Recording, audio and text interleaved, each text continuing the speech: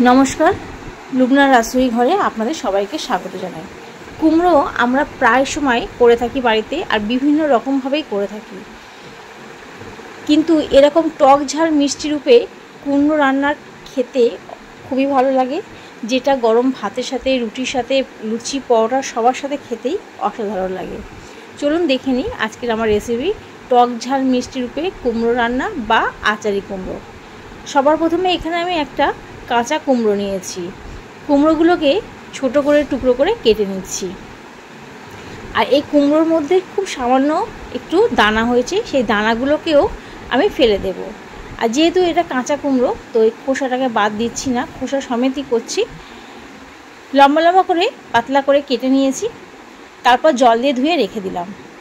একটা প্রথমে কড়াই বসিয়ে দিয়েছি, প্রথমে একটা মশলা তৈরি করে নেব। দিয়ে দিলাম 1 চামচ জিরে, 2 চামচ ধনে, লবঙ্গ, ডালচিনি আর এলাচ দিয়ে দিলাম একটা একটা করে, আর একটা তেজপাতাকে মাঝখান থেকে ছিঁড়ে দিয়ে কিছুক্ষণ ড্রাই রোস্ট করে নিয়েছি। তারপর একটা প্লেটের মধ্যে ঢেলে নেব। যখন একটু ঠান্ডা হয়ে যাবে একটা মিহি গুঁড়ো তৈরি করে নেব। তারপর একটা একই কড়াই বসিয়ে দিয়েছি। কড়াইয়ের মধ্যে দিয়ে দিলাম বেশ কিছুটা সর্ষের তেল, তাতে দিলাম 1 চামচ 5 ফোড়নে দিয়েছি, আর দিলাম একটা শুকনো লঙ্কা। কয়েক সেকেন্ড একটু নাড়াচাড়া করে নিয়েছি, আর তার আগে দিয়ে দিলাম হাফ চামচের কম একটু হিং। সমস্ত কিছু ভালো করে নাড়াচাড়া করে নেওয়ার পর ধুয়ে রাখা কুমড়োগুলোকে দিয়ে দিলাম। ফোড়নটা খুব বেশি ভাজলাম না, সবজিটা ভাজার সাথে সাথে ফোড়নটাও ভাজা হয়ে যাবে। সব কিছুকে দিয়ে ভালো করে মিশিয়ে নিলাম। তারপর দিয়ে দিলাম 1 চামচ হলুদটাকে দিয়ে আবারও মিনিট 3 সময় ধরে মিডিয়াম ফ্লেমে এটা ভাজা করে নিচ্ছি। সবজিটা কষাতে কষাতেই সবজি থেকে যে জলটা ছাড়বে তার মধ্যেই এই কুমড়োটা সিদ্ধ হয়ে যাবে। ঢাকনা চাপা দিয়ে 3 মিনিট কষিয়ে নিয়েছি। 3 মিনিট পর ঢাকনাটাকে খুলে দিলাম, দিয়ে আবারও একটু মিশিয়ে নিলাম। এবার এতে দিয়ে দিলাম ঝালের জন্য 3টে কাঁচা লঙ্কা আর 1 ইঞ্চি আদাকে বেটে নিয়েছিলাম। সেই আদা আর কাঁচা লঙ্কা বাটার মিশ্রণটাকে কুমড়োর মধ্যে দিয়ে আবারও ভালো করে মিশিয়ে নিচ্ছি। তারপর তাতে দিয়ে দিলাম কালারের জন্য একটু কাশ্মীরি লঙ্কার গুঁড়ো, আর যে শুকনো মশলাটাকে আমি তৈরি করে রেখেছিলাম সেটাকে হালকা করে গুঁড়ো করে নিয়েছি। একদম মিহি পাউডার তৈরি করিনি, একটু ক্রাশ করে নিয়েছি।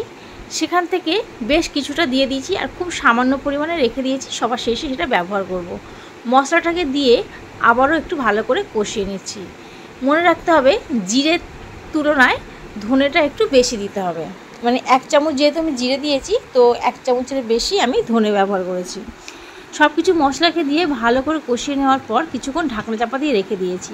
দেখতেই পাচ্ছেন এখানে আমি কোনো রকম জলের ব্যবহার করিনি। মিডিয়াম টু লো ফ্লেমে মশলাটাকে কষাতে কষাতে সবজি থেকে যে জলটা ছেড়ে দিয়েছে সেখান থেকে সবজিটা অনেকটা সিদ্ধ হয়ে গেছে। তারপর তাতে দিয়ে দিলাম কুচিয়ে রাখা টমেটোটাকে দিয়ে আবারও মিশিয়ে নিয়েছি। এবার তাতে দিয়ে দিলাম পরিমাণ মতো লবণ। এখন আমি আগে কখনো লবণের ব্যবহারটা করিনি, নাহলে কুমড়ো থেকে প্রচুর পরিমাণে জলটা ছেড়ে দিতে শুরু করতো আর কুমড়োটা একদম গলে যেত। লবণটা দিয়ে ভালো করে মিশিয়ে নিয়ে আবারও কয়েক মিনিট ঢাকনা চাপা দিয়ে রেখে দিয়েছিলাম। এখন দেখলাম যে কুমড়োটা ভালো করে সিদ্ধ হয়ে গেছে। আবারও কিছুক্ষণ কষিয়ে নিয়েছি। যেহেতু এটা কুমড়ো রান্না করছি তো একটু মিষ্টি মিষ্টি হলেই ভালো লাগে নিরামিষ তরকারি, সেই জন্য আমি এখানে গুড়ের ব্যবহার করেছি। আপনারা চাইলে গুড়ের পরিবর্তে চিনিও দিতে পারেন। সব কিছুকে দিয়ে ভালো করে মিশিয়ে নেওয়ার পর খুব সামান্য পরিমাণে হাফ কাপ এখানে জলের ব্যবহার করেছি। জলটাকে দিয়ে আবারও ভালো করে সব কিছু মিশিয়ে নিয়েছি।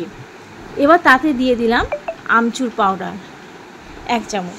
যেহেতু এটা আচারি কুমড়ো তৈরি করছি তো সেই জন্য একটু আমচুর পাউডার ব্যবহার করলাম। এই আমচুর পাউডারটাকে অবশ্যই দিতে হবে, ফ্লেভারও ভালো আসে আর খাবার স্বাদটাও ভালো হয়।